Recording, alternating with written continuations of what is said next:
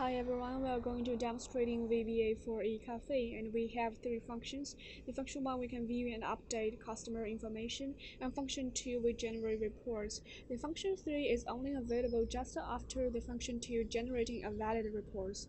So let's click the first button and entering the surface. It is a welcome page, and we need to pay attention that the next button is disabled on the condition that no file is open. And if we click the open button on the condition that the text box control has nothing, the system will tell us to select a file. And then we click the browse button and select the customer list, and we open the customer resource file, and then we click the enable next button. We can see the welcome page is disabled. We can go back to the welcome page by clicking the previous button, and we can see the customer information is page is disabled. In order to go back to this, we need to click the next button. So at the beginning of this information page, the customer detail frame is disabled, and the gender frame as well, and the add update button is disabled. We can view the detailed customer information by entering surname, first name, or use the combo box drop down to select one of the ID and click the view.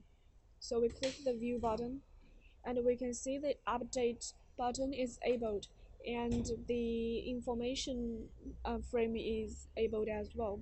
And we can see that the frame caption of this the frame caption is changed to the same as the customer ID name, and we can click reset to clear.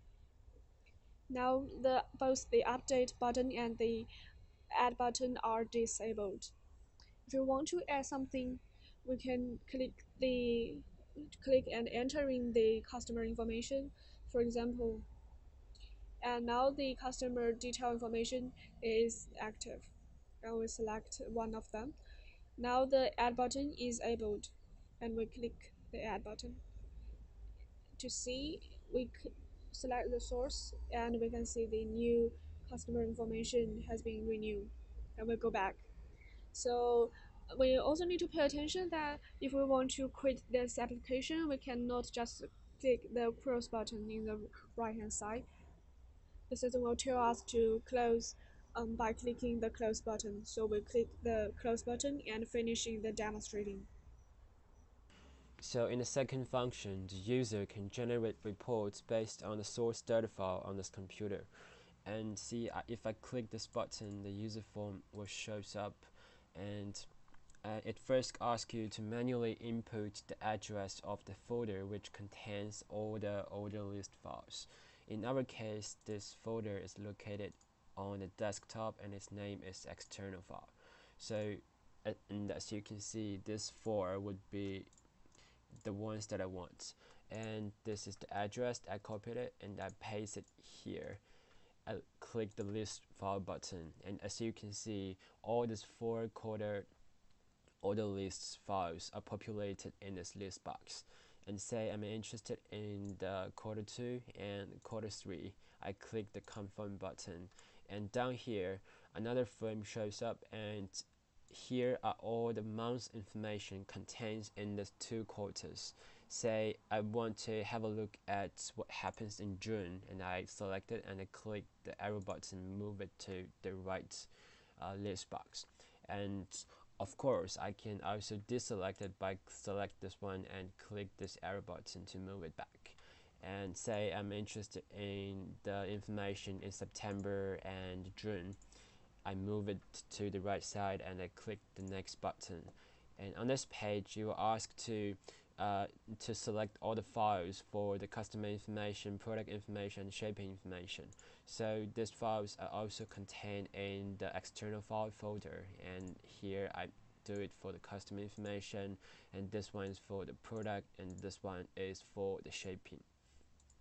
Once it's done, I click the next button, and eventually you are asked to indicate an address of the newly generated reports. So here, say I want to save it on a desktop and I want to name it as reports. and I click the save button. And then in order to generate this report, you have to click the generate reports button, and as you can see, it's generating, and this one would be the file. Oops, sorry, would be the file that you want. And as you can see, it's very comprehensive reports which contains all the information that I want, including the customer name and age group, level, gender, and the information on product, the product name, the cost, and the information on the shaping, which is the district and shaping method. So this is basically what we do for the function 2. Okay, after you finish the function 2, you can move to the function 3, and in this function you click the button, you summon the user form, and you need to select the report that you just generated from the second function, and to click the next button. On this page, you're going to select the category as well as its sub-items in order to generate table and chart on, and each category corresponds to different sets of items, and you can change it, but you have to click the back button and come back again. So everything is clear now. And this time I'm interested in the shaping, and I want to select both of these two. I click the select button to move on. And on this page, you can choose the type of table that you want to make. So, say this time I want to make a pivot table. So I select this one and I click the generate table button. And as you can see, a new worksheet in the workbook is created, and the tables are plotted in this new worksheet.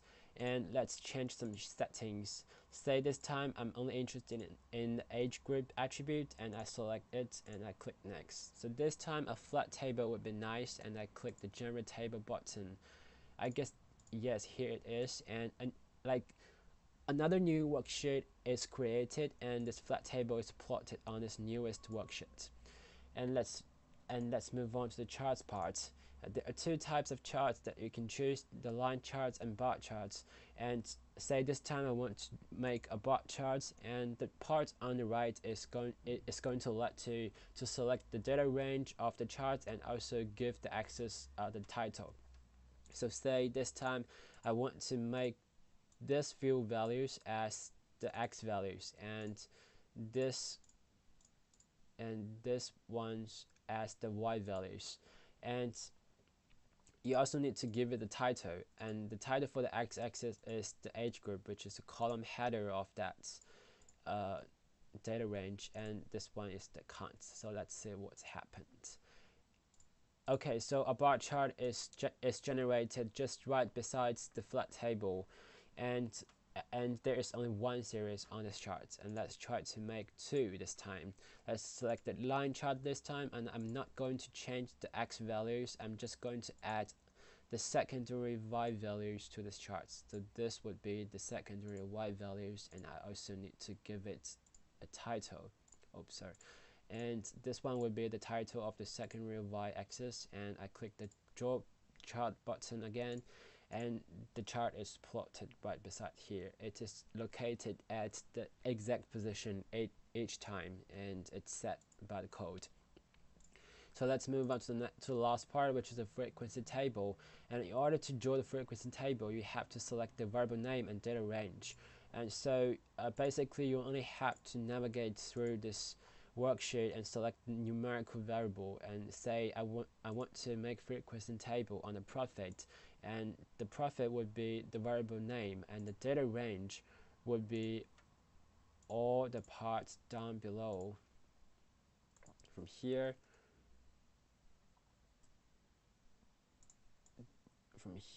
to here.